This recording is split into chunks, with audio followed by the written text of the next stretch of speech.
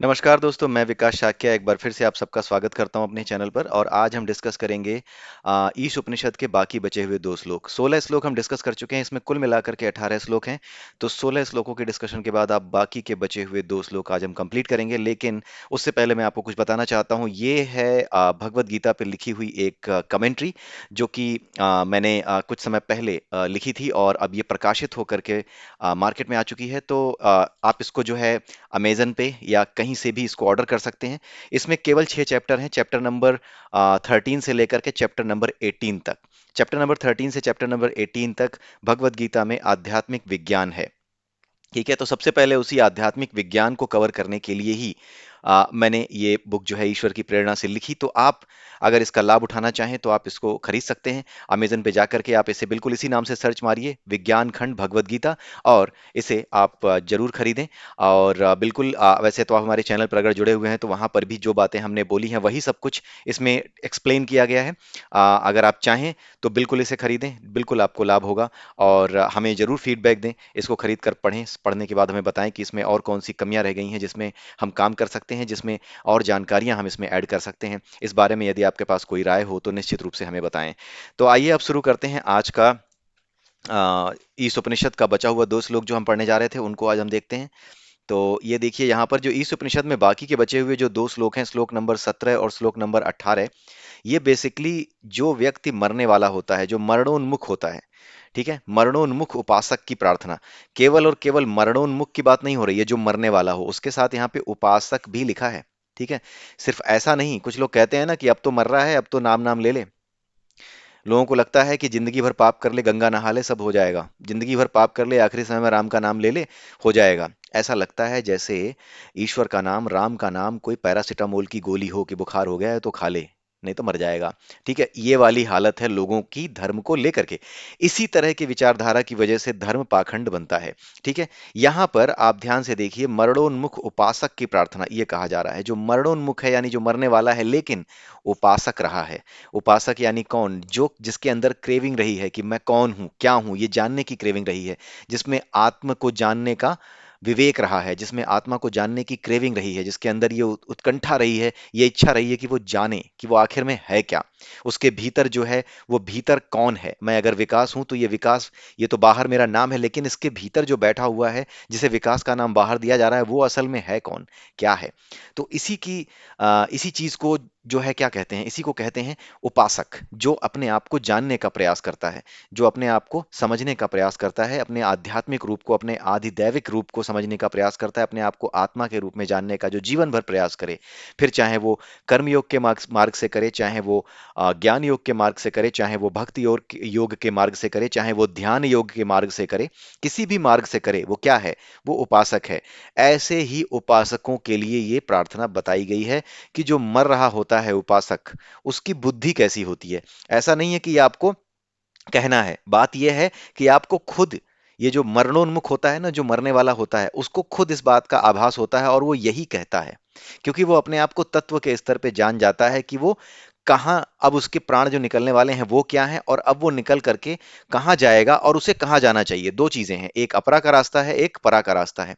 एक दक्षिण मार्गी जो है रास्ता है, जिससे आप जन्म मरण के बंधन में फंसते हो। इसके बारे में हम किसी और उपनिषद में पढ़ेंगे, तैत्तरीय उपनिषद में पढ़ेंगे। और एक उत्तर मार्गी है, उत्तरायण मार्ग है, जिससे आप जो है सीधे सूर्य के मार्ग को जाते हो, जो अग्नि का मार्ग है। जो अग्नि का मार्ग यानी जहां से अग्नि उत्पन्न हुई है, यानी सीधा सीधा आधिदैविक दैविक रूप, यानी कि सीधा सीधा परमात्मा जहां से ये उत्पन्न हुई है, उस मार्ग की ओर जाते हो। तो दक्षिण मार्ग और उत्तर मार्ग, दो मार्ग बताए गए हैं। इनका क्या मतलब है, इनको हम दूसरे उपनिषद की व्याख्या, जो हम तैत्तरीय और जो दूसरे उपनिषद है श्वेताश्वर, उनमें जाकर के जब हम पढ़ेंगे तो वहां पर समझेंगे। लेकिन अभी जो बताया जा रहा है वो मरणोन्मुख उपासक के बारे में बताया जा रहा है। तो जो मरणोन्मुख उपासक है, यानी जो मरने वाला है, जस्ट अबाउट टू डाई है, उसकी बुद्धि कैसी हो जाती है, वो कैसी प्रार्थना करता है, वो प्रार्थना यहाँ पे दी गई है। ऐसा नहीं है कि उससे ये कहा जा रहा है कि तू ये प्रार्थना कर, पूरी जिंदगी तुम बर्बाद हो जाओ, कुछ भी उल्टा सीधा करते रहो और ये प्रार्थना कर लो, ऐसा नहीं कहा जा रहा है। ये बताया जा रहा है कि जो उपासक रहा है, मरते समय उसकी बुद्धि ऐसी हो जाती है कि जो इस बात को जान जाता है, जो इस बात को समझ जाता है कि उसे क्या करना है, उसकी प्रार्थना कैसी होनी चाहिए, उसे अब किधर जाना है। ठीक है, उसका सही मार्ग क्या है, क्योंकि जीवन भर तो उसने बहुत सी गलतियां की होंगी, बहुत से कर्म ऐसे किए होंगे जिसके बदले बहुत से सुख और दुख मिले होंगे। क्या इन्हीं सुख दुखों में वापस वो पड़ना चाहता है, या फिर इन सुख दुखों से दूर वो उत्तर मार्गी जो है, उत्तरायण का जो मार्ग है, जो सूर्य का मार्ग है, जो अग्नि का मार्ग है, उस पर जाना चाहता है? तो ये उसकी बुद्धि हो जाती है। बिल्कुल ध्यान से समझिए, ऐसा बिल्कुल नहीं कहा जा रहा है, बिल्कुल धर्म को पैरासिटामोल की गोली मत बनाइए, इसे दवाई मत बनाइए कि हो गया कुछ तो खा लिया, नहीं। ये पूरी तरह से अभ्यास पर आधारित साधना है, जिसे हम आध्यात्म कहते हैं। इसमें जो मरने वाला है उसकी बुद्धि कैसी हो जाती है ये बताया गया है, ना कि ये बताया गया है कि मरते समय आपको क्या कहना है। ऐसा नहीं है कि सारी जिंदगी पाप कर लिया और गंगा में नहा लिया, बस ठीक है सब धुल गया, नहीं। गंगा में नहाने वाला किस भाव के साथ गंगा में नहाने जाता है वो इंपॉर्टेंट है। केवल नहाना इंपॉर्टेंट नहीं है, किस भाव के साथ नहाने गए हो वो इंपॉर्टेंट है। ये उपासकों के लिए है, पाखंडियों के लिए नहीं है, उनके लिए नहीं है जो धर्म का मजाक उड़ाते हैं, या फिर जो इन बातों को समझते ही नहीं है, या बिना समझे इन बातों को बोलते हैं, उनके लिए ये नहीं है। आप लोग कहते हैं कि गंगा नहा लेना पवित्र हो जाओगे, राइट, और कुछ लोग इसका मजाक उड़ाते हैं। जो इस बात को समझते हैं वो जानते हैं कि गंगा नहाने का मतलब क्या है। लेकिन जो इस बात को नहीं समझते, जिन्हें सनातन धर्म का अपमान करना है, वो एक श्रेणी है, और दूसरे पाखंडियों की श्रेणी है। अपमान करने वाले और पाखंडी दोनों में कोई खास अंतर नहीं होता। पाखंडी भी धर्म का अपमान ही कर रहा होता है, और धर्म को जो बिना जाने अपमानित कर रहा होता है वो तो कर ही रहा होता है, लेकिन ये जो पाखंडी है ये और भी ज्यादा अपमानित कर रहा होता है। ठीक है, इसकी वजह से ज्यादा अपमान, ज्यादा ठेस पहुंचती है धर्म को। जो पाखंडी है, जो आलोचक है, वो तो कह के चला गया। आलोचकों का इतना महत्व नहीं होता, आलोचकों का इतना महत्व नहीं होता जब तक कि पाखंडी आपकी तरफ ना हो। जब पाखंडी आपकी तरफ होते हैं तभी आलोचकों को मौका मिलता है, तभी उनका महत्व बढ़ता है। जब पाखंड नहीं होता तो आलोचकों का महत्व समाप्त हो जाता है। ठीक है, अगर कोई आदमी, पाखंड क्या है, सिंपल सी बात समझ लीजिए, पाखंड ये है कि एक आदमी सारा जीवन उल्टे सीधे काम करता है, साल भर उल्टे सीधे काम उसके चलते हैं, 2 नंबर की कमाई, 4 नंबर की कमाई, उल्टे सीधे व्यापार चलते हैं, लेकिन वो ये सोचता है कि साल भर में एक बार गंगा नहाने जरूर जाना है, ताकि सारे पाप उसी में धुल जाएं। ठीक है, ये ठीक वैसे ही है कि एक शीशी आपने ले ली और उस शीशी में आपने जो है वो भर दिया, कोई गंदा पानी भर दिया, ठीक है, और अंदर जो है गंदा पानी भरा है शीशी में, और आपने उसको क्या किया, गंगा नदी में डुबा करके बाहर निकाल लिया। गंगा नदी में उस सीसी को डुबा करके बाहर निकाल लिया, और उसके बाद आप ये बताइए कि अब तो ये सीसी गंगा नदी में डूब चुकी है, अब इस सीसी के अंदर जो पानी भरा है, क्या वो साफ हो गया? क्या उससे आप आचमन वैसे ही कर सकते हैं जैसे आप गंगा नदी के पानी से आचमन करते हैं? नहीं कर सकते, क्योंकि गंदगी तो अंदर है, वैसे ही गंदगी अंदर है। बाहर की सफाई तभी महत्वपूर्ण है जब भीतर की सफाई हो जाए, और जब भीतर की सफाई के भाव, या भीतर की सफाई करनी है इस भाव को लेकर के जो गंगा नहाए, उसी का गंगा नहाना सफल है। बाकी सब पाखंड है। सिंपल सी डिफिनीशन है, सिंपल सी बात है, इससे ज्यादा और कुछ नहीं है। ठीक है, जो भावों के साथ ही जुड़ करके अपने कर्म को करता है, जिसकी भावनाएं पहले पवित्र हो, फिर चाहे वो गंगा नहाए चाहे ना नहाए, उसके ऊपर कोई प्रभाव नहीं पड़ता। लेकिन भावों के साथ पवित्र होकर जब गंगा नहाते हैं तो उस आनंद का अनुभव कुछ और है। जो भक्त हैं, इस आनंद के अनुभव को महसूस करने के लिए उस प्रकृति के, उस परमात्मा के बनाए हुए इस अग्नि जल वायु आकाश में जो जल तत्व है, उस जल तत्व में जो सबसे शुद्ध जल माना जाता है गंगा जल, उस सबसे शुद्ध जल के साथ, क्योंकि आत्मा अपने अपने आप को भीतर से आप शुद्ध कर रहे हो, मन को शुद्ध कर रहे हो, तो जब मन को शुद्ध कर रहे हो तो नहाने जाना है तो क्यों ना उस पानी से नहाए जो सर्व शुद्ध माना जाता है। तो सब कुछ, बाहर भी शुद्ध भीतर भी शुद्ध, बाहर भीतर सब कुछ शुद्ध, इस भाव के साथ गंगा नहाया जाता है। इसलिए नहीं नहाया जाता है कि जिंदगी भर जो पाप किए हैं उसको एक ही बार में निचोड़ दें। ठीक है, तो यहां पर फिर से समझिए ध्यान से कि जो मरणोन्मुख उपासक की बात की गई है, ये नहीं बताया गया है कि जो मरने वाला है उसको ये उपासना करनी है। बिल्कुल नहीं, क्योंकि आपके पास भाव होंगे ही नहीं। अगर आप मर रहे हैं और आप ये सोचते हैं किसी ने उस पे पेपर पे लिख के दे दिया बस ये पढ़ दो, तो कोई भाव ही नहीं होंगे आपके पास, आपको समझ ही नहीं है, तो आप इसको पढ़ के क्या करेंगे? उपासकों के लिए है, उपासक को ये बताना नहीं पड़ता। उपासक की यही प्रार्थना होती है, वो ये जानता है कि यही प्रार्थना उसे करनी है, वो यही प्रार्थना करता है। इसीलिए यहां पर बताया गया है कि मरणोन्मुख उपासक की प्रार्थना क्या होती है। ठीक है, इस बात को समझने का बहुत छोटा सा हेर फेर है। आप इसे समझेंगे तो ही आपको शास्त्रों के वास्तविक अर्थ और पाखंड और वास्तविक सत्य के बीच का अंतर पता चलेगा। आइए अब देखते हैं। बहुत सिंपल सिंपल दोनों श्लोक हैं, बहुत ज्यादा कुछ नहीं करना है, इसके बारे में बहुत कुछ हम लोग पढ़ चुके हैं, समझ चुके हैं। मेरा प्राण सर्वात्मक वायु रूप सूत्रात्मा को प्राप्त हो। जब कोई व्यक्ति मर रहा होता है तो उसके क्या निकलते हैं? प्राण निकलते हैं। ठीक है, प्राण कितने, प्राण वायु कितने तरीके की है? प्राण, उदान, व्यान, समान और पान अपान व्ययान उदान समान, 5 तरह की वायु हैं। इसमें जो व्ययान वायु होती है वो क्या होती है, उस पूरी की पूरी वायु को लेकर के मृत्यु के समय लेकर के चली जाती है। ये जो वायु है, अब दो चीजें हैं, एक हो गई वायु, ठीक है, यहां पर मैं ऊपर लिख देता हूं, एक हो गई वायु और एक हो गई अग्नि। वायु क्या है, वही ऑक्सीजन जो प्राणवायु कहते हैं, ठीक है, ऑक्सीजन। और अग्नि क्या है, बिना वायु के जल नहीं सकती। इसलिए जहां वायु नहीं है, जहां प्राण नहीं है, वहां अग्नि स्वरूप आत्मा नहीं रह सकती। सिंपल सा साइंस है। जहां वायु है वहीं पे प्राण रह सकते हैं, वहीं पे आत्मा रह सकती है, यानी वहीं पे अग्नि हो सकती है। अग्नि ही जो हमारी आत्मा है वो अग्नि स्वरूप ही है, अग्नि का ही रूप है, ठीक है। वो उसी परमात्मा का एक स्वरूप है, वो अग्नि का ही वास्तविक रूप है, वास्तविक रूप में वो अग्नि ही है, ठीक है। वो वही जो है ऊर्जा देती है, एक अग्नि है वो। तो ये जो वायु है इसकी अनुपस्थिति में अग्नि नहीं रह सकती, यानी प्राण निकलते ही आत्मा निकल जाती है। प्राण जहां नहीं रहते वहां आत्मा चली जाती है। प्राण निकलने के बाद भी बहुत सी वायु शरीर में सक्रिय रहती हैं। प्राण वायु निकलने के बाद भी जो लेकर के चली जाती है आत्मा को, उसके बाद भी बहुत सी वायु सक्रिय रहती है, वो धीरे धीरे शरीर में शांत हो जाती है, क्योंकि वो पदार्थ है तो वो धीरे धीरे धौंकने की तरह चलता रहता है, फिर थोड़ी देर में शांत हो जाता है, ठीक है। तो ये जो वायु है इसकी उपस्थिति में ही अग्नि रह सकती है। इसीलिए जो मरने वाला होता है वो ये जानता है कि मेरा प्राण सर्वात्मक वायु रूप सूत्रात्मा, सर्वात्मक वायु रूप सूत्रात्मा, यानी सब जगह जो वायु फैली है उसका जो एक सूत्र है, उस सूत्र, सभी तरह की वायु को एक सूत्र में जो पिरोने वाली वायु है, उसमें मेरी वायु क्या हो जाए, उसी में मिंगल हो जाए, उसी में जाकर के मिल जाए, ठीक है। यानी मेरे शरीर से जो वायु है वो अब इस नए शरीर की किसी वायु को ना खोज करके जो वास्तविक प्राण वायु है, जो वास्तविक वायु है, जो परमात्मा से निकली है, उसमें जाकर के समा जाए। यह शरीर भस्म शेष हो जाए, क्योंकि अब मृत्यु आ रही है तो उसके बाद ये भस्म शेष हो जाए, यानी अब कुछ ना बचे, भस्म ही बचे, खत्म हो जाए। इस भस्म शेष, यहां पर शरीर तो भस्म हो ही जाता है मरने के बाद, जलाने के बाद, लेकिन यहां पे ये बात कही क्यों जा रही है कि ये शरीर भस्म शेष हो जाए। भस्म शेष होने का मतलब ये है कि अब शरीर प्राप्त करने की कोई इच्छा, कोई उत्कंठा, कोई जो अटैचमेंट है, कोई जो वासना का बीज है, वो भी जल करके खत्म हो जाए, यानी दोबारा एक नया शरीर ना मिले। ये इसका मतलब है, यह शरीर भस्म शेष हो जाए, यानी अब इस शरीर से जो निकलने वाली चीज है वो क्या हो, ऐसी हो जो कि सीधे परमात्मा में विलीन हो। परमात्मा की शक्ति जो वायु है, प्राण वायु है, जो मुख्य प्राण है उसके साथ, प्राण ईश्वर की शक्ति है, उसके साथ एकाकार हो जाए। और जो अग्नि है, वो अग्नि क्या करे, उस अग्नि के माध्यम से मेरा जो पूरा का पूरा शरीर है ये भस्म शेष हो जाए, यानी अब इसके अंदर कोई ऐसी चीज न रह जाए, इससे लेकर के कोई ऐसी वासना, कोई ऐसी इच्छा लेकर के मैं आगे ना जाऊं कि फिर से एक नया शरीर लेना पड़े।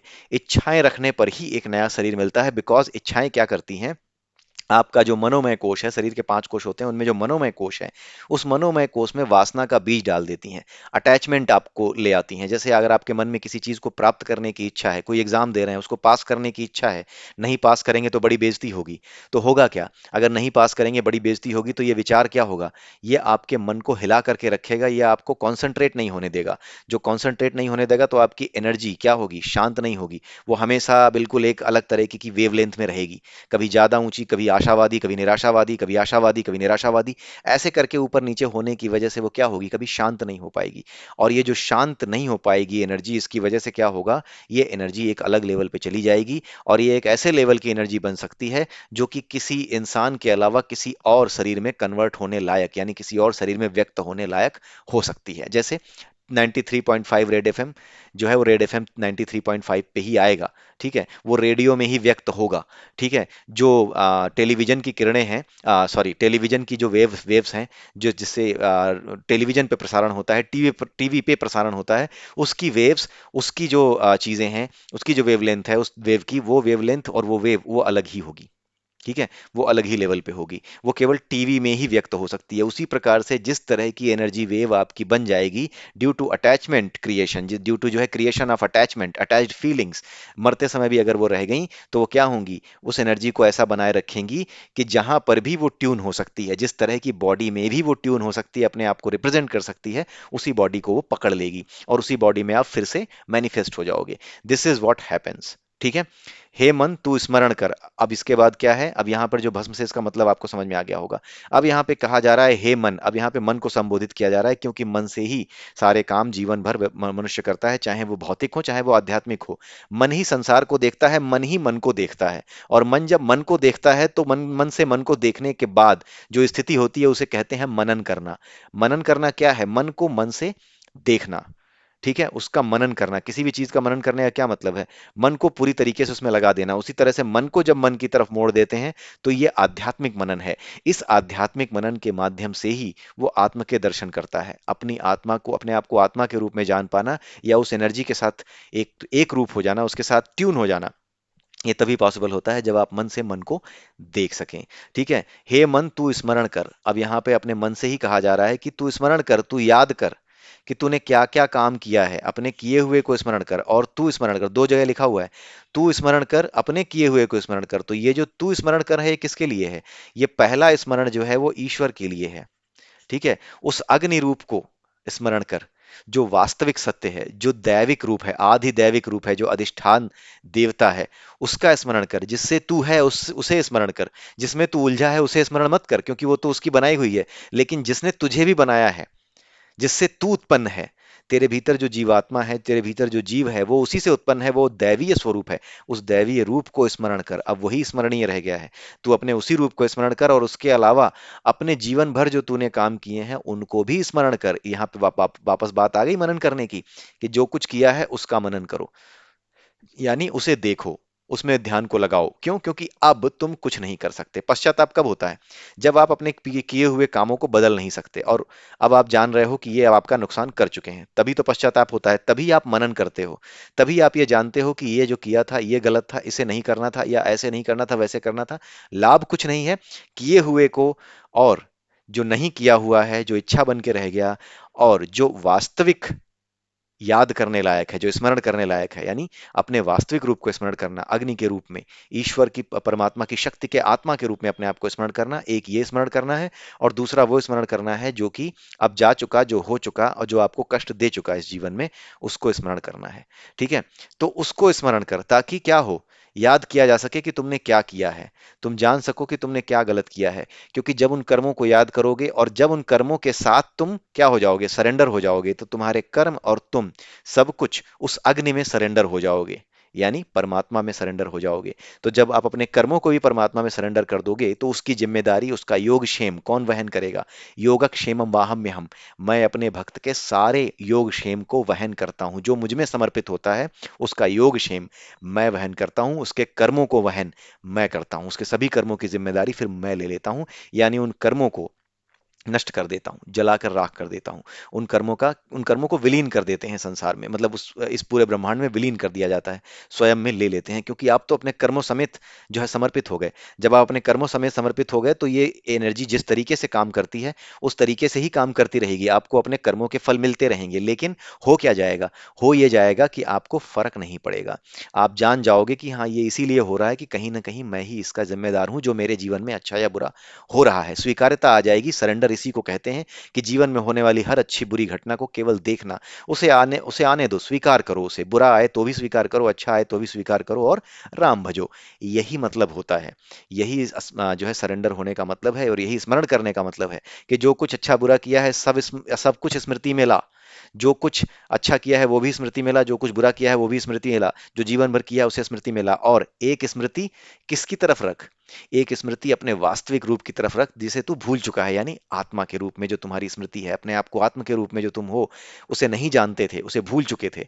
उसके ऊपर क्या था, माया का पर्दा पड़ चुका था। ठीक है। यानी कि वो जो मनोमय कोश में वासनाओं के बीज हैं, उनकी धूल बैठी हुई थी, उसको उसको भी याद करो, जिसको देख नहीं पाए थे। ठीक है, उसे ही याद करो, तू स्मरण कर, यानी उसे, आधिदैविक रूप को स्मरण कर, यानी उस दैव को जो वास्तविक दैव है उसे स्मरण कर, और अपने किए हुए कर्मों को भी स्मरण कर। ठीक है। कर्म ही ईश्वर है, उनकी बनाई हुई प्रकृति के अनुसार ही आप कर्म करते हो, इसलिए वो भी ईश्वर है, इसलिए जो कुछ है उन्हीं का है। लेकिन जब तक आप अपना समझते हो तब तक आपकी एनर्जी बदलती रहती है और नए नए शरीर लेते रहते हो। जब आप उनमें समर्पित कर दोगे तो ऐसा नहीं है कि आपको सजा नहीं मिलेगी, मिलेगी आपके अपने बुरे कर्मों की, लेकिन आप उसे सहना सीख जाओगे।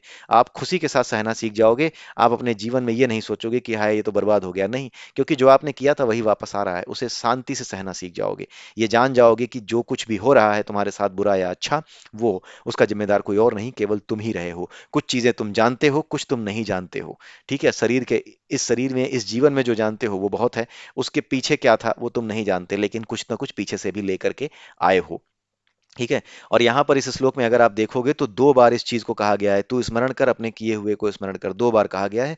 ये इज्जत देने के लिए, जोर देने के लिए, कि भाई जोर दो इस चीज पे कि नहीं, ये बहुत ध्यान देने वाली बात है कि जो जीवन में तुमने किया है उसे भी कभी ना कभी स्मरण करो, उसका मनन करो कि क्या किया है, और साथ में उसका भी मनन करो, उसे भी देखो, उसका भी ध्यान करो। ठीक है। जो परमात्मा है, जो परम ऊर्जा है, उस परम ऊर्जा का भी ध्यान करो, जो कि जिससे कि तुम बने हो, जिससे कि तुम्हारे प्राण है, जिससे कि तुम्हारे भीतर अग्नि है जो तुम्हें, तुम्हारे शरीर को चला रही है। और अग्नि ही सब कुछ है, जो अग्नि सूर्य में है वही अग्नि सब कुछ जानती है। अगले श्लोक में यही बताया गया है। उस अग्नि के पास सब कुछ है। सब कुछ है तभी तो वो जो सूर्य से अग्नि आ रही है, इस पूरी पृथ्वी पे सारे जीवन को चला रही है। जीवन को चलाने की इनडायरेक्ट वे में सारी की सारी मैकेनिज्म उस अग्नि में है। तभी तो इस पृथ्वी पे जितनी भी चीजें पैदा हो रही हैं उन सभी को वो प्राण दे रहा है, उन सभी को जीवन दे रहा है। लहलहाते हुए खेत, पेड़ पौधे, ये सब उसी अग्नि से हैं। अगर ये सूरज चमकना बंद कर दे तो सब कुछ खत्म हो जाएगा, पेड़ पौधे कुछ नहीं रहेंगे। यानी उसमें जो अग्नि है, उस अग्नि में जो ऊर्जा है, वो ऊर्जा जानती है कि उस पूरी सृष्टि को कैसे चलाना है। इसीलिए भगवान कृष्ण ने अर्जुन से कहा कि सबसे पहले सृष्टि के आरंभ में सूर्य तत्व को यह ज्ञान मैंने दिया, यानी सूर्य को मैंने यह ज्ञान दिया कि किस तरीके से धर्म का पालन किया जाता है। यानी धर्म का पालन का मतलब सीधे सीधे आप समझ गए, सभी के प्रति करुणा। करुणा ही एकमात्र धर्म है, यही सभी धर्मों का सार है। आप चाहे कितनी भी किताबें पढ़ लें, चाहे जितनी भी चीजें पढ़ लें, कुछ भी समझ लें, कितने भी वीडियो देख लें, अंततः आपको यही समझ में आएगा कि सब कुछ करुणा ही है, धर्म करुणा ही है। सभी के प्रति करुणा भाव रखना ही धर्म है। ठीक है। और करुणा भाव में ये नहीं आता कि करुणा है तो किसी को दंड नहीं दोगे ना, जो अपराधी है उसे दंड भी दोगे। अपराधी को दंड देना करुणा है, और जो सही रास्ते पर है उसकी रक्षा करना करुणा है, उसे भयमुक्त करना करुणा है। करुणा सबके लिए अलग अलग होती है। अपराधी के लिए करुणा उसे दंड देना ही है, क्योंकि अगर अपराधी को दंड नहीं दोगे तो वो अपना आत्मिक पतन ज्यादा से ज्यादा करेगा। इसलिए सजा देना जरूरी है उसे, जो अपराधी है। अपराधी को सजा देना ही, अपराधी के लिए दंड ही दया है, अपराधी के लिए दंड ही करुणा है। अगर उसे दंड नहीं मिलेगा तो वो समाज के प्रति और भी भयानक कर्म करेगा, और अपने आप को वो और नीचे गिराएगा। तो इस प्रकार से उसे दंड देकर के आप समाज को भी भयमुक्त करते हो, उसके प्रति करुणा दिखाते हो, और इसे दंड देकर के इसे और आगे जो है बढ़ने से रोक करके, इसे पश्चाताप का एक अवसर दे के, सजा दे करके, पश्चाताप का अवसर दे करके इसे भी रोकते हो, इसके पतन को भी रोकते हो, समाज के पतन को भी रोकते हो। इसलिए दंड भी करुणा है। कुछ लोग ये सोचते हैं कि नहीं, दंड करुणा नहीं है, दंड देना तो बड़ा भयानक चीज, किसी को दंड दिया ही नहीं जाना चाहिए। करुणा की परिभाषा इतनी आसान नहीं है। ठीक है। उसको समझना पड़ता है। अगर ऐसा होता तो महाभारत नहीं कराई जाती, अगर ऐसा होता तो भगवान राम रावण को नहीं मारते। करुणा की परिभाषा अलग है। राम ने रावण के प्रति करुणा दिखाई, और भगवान कृष्ण ने कौरवों के प्रति करुणा दिखाई। उन्हें और अधिक नीचे गिरने से रोक करके, उनके शरीरों को नष्ट करके। वो दंड के भागी थे, वो दंड के भागी थे। जब उन्हें दंड मिल गया, उनके शरीर नष्ट हो गए, तो जब इस जीवन में, जब नए जीवन में जब वो प्रवेश करेंगे, तो इस संसार में, ऐसे संसार में वो दोबारा पैदा होंगे, अगर पैदा होते हैं तो ऐसे संसार में पैदा होंगे जहां पर कौरवों की मानसिकता अब जिंदा नहीं है। वो नए सिरे से अपनी आत्मा का उद्धार करना शुरू करेंगे। सब कुछ आत्मा के, यानी कि आपके जीवात्मा के, आपकी ऊर्जा के, उस परम ऊर्जा के साथ ट्यून होने की ही कार्यवाही है, और कुछ नहीं है। सारा का सारा प्रपंच यहाँ पे कुछ और नहीं है। ये पूरी की पूरी ब्रह्मांड की एनर्जी कई तरह की एनर्जीज को एक रूप करने की कोशिश कर रही है। उसी चक्कर में कोई किसी तरह का है, कोई किसी तरीके का है, कोई किसी के यहाँ बम फोड़ रहा है, कोई किसी के यहाँ कुछ कर रहा है। ये सारी प्रपंच इसी वजह से चल रहे हैं, और कुछ भी नहीं है। ठीक है। तो यहाँ पर ये हमने पहले ही समझ लिया, मृत्यु के समय प्राण के निकलने और इन चीजों को। तो अब 18वां श्लोक देखते हैं। 18वें श्लोक में कुछ और नहीं है, जो अभी हम डिस्कस कर रहे थे वही चीजें हैं। हे अग्नि, हमें कर्म फल भोग के लिए सन्मार्ग पर ले चल। सन्मार्ग यानी वो मार्ग जहां पर कर्म फल भोगते समय मुझे ये ज्ञात हो कि हाँ, यही मेरा क्या है, प्रारब्ध है। ठीक है।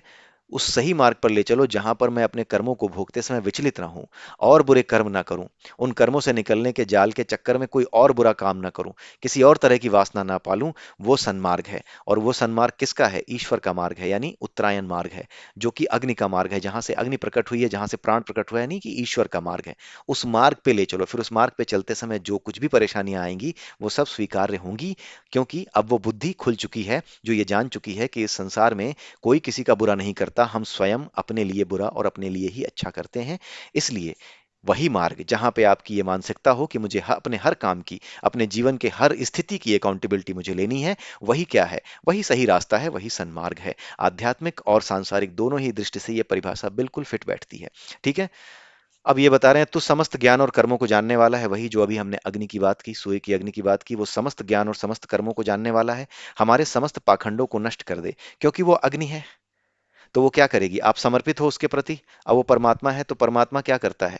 जो उसकी ऊर्जा है वो शुद्ध है, वो अपने आप को शुद्ध कर रही है, आप भी उसके साथ एकाकार होना चाहते हो, तो होगा क्या कि वो आपको भी शुद्ध करेगी। मान लीजिए अगर आपके पुराने रिकॉर्ड हैं कुछ गलत, ठीक है, आपसे ये कहा जाए कि आपके पुराने रिकॉर्ड हैं जो कि सही नहीं है, आपके जो है बैक लगी हुई है, आप इंजीनियरिंग का एग्जाम दे चुके हो, आपकी नौकरी लग चुकी है, नौकरी लगने के बाद पता चलता है कि आपके कुछ बैक पेपर बाकी हैं, और ये कंपनी ऐसी है, ये ऑर्गेनाइजेशन ऐसी है, मान लीजिए जहां आप काम करने जा रहे हो, जो कहती है कि नहीं, एक भी बैक वाला बंदा हमको चाहिए ही नहीं, कोई भी बंदा जिसकी बैक लगी हुई है मैं उसे अपने यहां नहीं लूंगा। ठीक है। तो होगा क्या? वो पहले आपसे आपकी बैक क्लियर करवाएगा, यानी आपके जो पुराने कर्म हैं जहां पे आपने मेहनत नहीं की थी, अब मेहनत आपसे करवाएगा, और करवाने के बाद ही आपको अपने भीतर लेगा। उसी प्रकार से जब आप, ये प्रकृति का नियम है, इस संसार में जाने अनजाने हर आदमी उसी प्रकृति के नियम के साथ ही एकाकार होकर के चलता है। जहां भी नियम है ना, वहां एकाकार है व्यक्ति। इसीलिए नियमों में रहना जरूरी होता है, इसीलिए डिसिप्लिन का महत्व होता है, क्योंकि बिना डिसिप्लिन के बात नहीं बनती। डिसिप्लिन ही आध्यात्म है। चाहे किसी भी तरह का डिसिप्लिन हो, वो अपने आप में आध्यात्म है। और जो इनडिसिप्लिन है वो आध्यात्मिक नहीं है, वो अपने जीवन में कुछ नहीं कर सकता। ठीक है। तो जीवन के बाद की तो बात ही छोड़ दीजिए। तो यहाँ पर जितनी भी चीजें हैं, समस्त पाखंडों को नष्ट करने की जो बात की जा रही है, वो इसीलिए की जा रही है क्योंकि वो जो परम ऊर्जा है वो किसी तरह के पाखंड को अपने पास नहीं रखती। उसको कोई मतलब नहीं है कि आप उसे क्या चढ़ा रहे हो, उसे कोई मतलब नहीं है कि उसे क्या मिल रहा है, उसे कोई मतलब नहीं है कि उससे क्या जा रहा है। तो इस तरह के विचार के साथ आपको जब बनाया जाएगा, तो जो कुछ आपके पास कर्मों की जो पोटलियां लाद रखी हैं, वो पोटलियां एक एक करके छीनी जाएंगी। कैसे छीनी जाएंगी?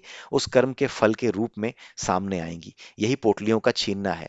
आपसे कर्म की पोटली छीनने का मतलब यह है कि आपसे कर्म का हिसाब लेकर के उसे चुकता कर दिया जाएगा। वैसे ही जैसे आपके बैक लगी हुई है, तो आपको वो बैक क्लियर करनी है, नहीं तो आप ऑर्गेनाइजेशन में अंदर घुस नहीं पाओगे। पहले बैक क्लियर करो।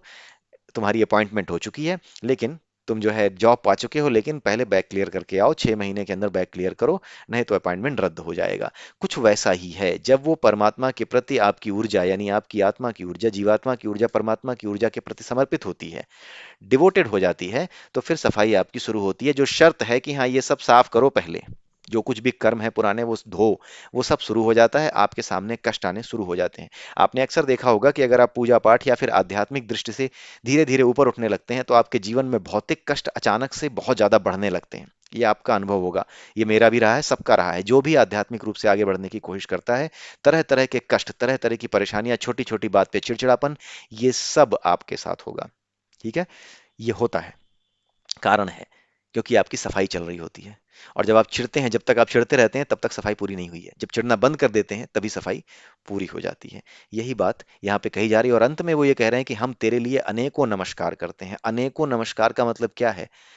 ये एक डेस्परेशन है कि मैं आपकी सेवा करना चाहता हूं तरह तरह से, लेकिन अभी और कुछ नहीं कर पा रहा। क्यों? क्योंकि मरने का समय है, इसलिए बस नमस्कार कर पा रहा हूं। ठीक है। इसलिए अनेकों अनेकों बार नमस्कार करने की बात आती है। ये दोनों श्लोक जो हैं, ये क्या हैं? ये मरने वाले व्यक्ति के मनोभाव को दिखा रहे हैं। ये कोई ऐसी प्रार्थना नहीं है जिसको पेपर पे लिख के किसी को दे दो और ये कह दो कि भाई बुड्ढे, या फिर तुम बुड्ढे हो गए हो, या फिर तुमने जीवन भर वो किया है, आप वृद्ध हो चुके हैं, आप बुड्ढे हो चुके हैं, और ये बुड्ढे जी, ये जो है बुड्ढे होने के बाद आप ये लीजिए, जीवन भर आपने पाप किए थे, कोई मतलब नहीं, लेकिन आप इसको लीजिए, और आप जो है अपनी इस वृद्धावस्था में, मरणासन अवस्था में आप इसको पढ़ लीजिए। इसलिए ये श्लोक नहीं बताए गए हैं। ये इसलिए बताए गए हैं ताकि आप ये जान सको कि जो उपासक होता है, जो ईश्वर का उपासक होता है, जो साधक होता है, मरते समय उसकी स्थिति क्या होती है, उसकी मनोदशा क्या होती है, वो किस प्रकार से सोचता है, वो इस प्रकार से सोचता है। अगर इस प्रकार से कोई व्यक्ति सोचता हुआ अपने प्राण त्याग रहा है तो समझ जाइए वो बिल्कुल अपनी यात्रा में सही जा रहा है। तो इसी के साथ ये पूरा का पूरा ईश उपनिषद समाप्त होता है यहीं पर। आई होप कि आप सबको अच्छा लगा होगा और ईश उपनिषद को लेकर के आप जो है अपने विचार हमारे सामने रख सकते हैं। अब जो है हम श्वेताश्वर उपनिषद को शुरू करेंगे इसके बाद। ठीक है, उसके अलावा जो भगवत गीता कॉन्सेप्ट्स हैं उसमें भी छोटे छोटे वीडियोस आते रहेंगे। अच्छा हाँ, उसके अलावा एक और चीज है, एक पुस्तक है कली हनुवाड़ी, उसके बारे में मैं आपको बताऊंगा और उसको लेकर भी कुछ अच्छे कॉन्सेप्ट, जो बेसिक कॉन्सेप्ट्स हैं जो कि भगवत गीता को भी समझने में, कॉन्सेप्ट्स का जो भगवत गीता का विज्ञान है उसे समझने में भी बहुत ज्यादा हेल्प करेंगे।